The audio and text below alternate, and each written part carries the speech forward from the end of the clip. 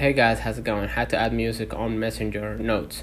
So basically, you could just go ahead to your app, so Google Play, and then make sure that your Messenger app is fully updated to the latest version. And then open the Messenger app, and then afterwards, you gotta create a new note.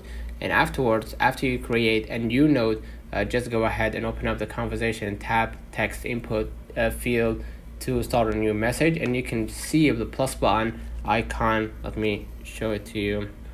Music on Messenger Note. So I'm gonna show it to you, right? And then basically the plus icon, you're gonna see it right here in the note right here under the notes or the texting note.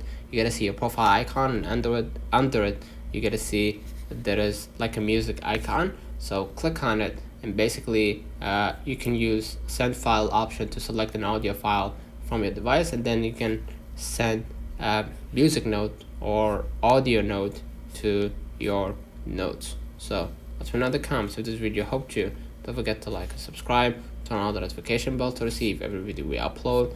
Thank you for watching. We will definitely see you in the next one.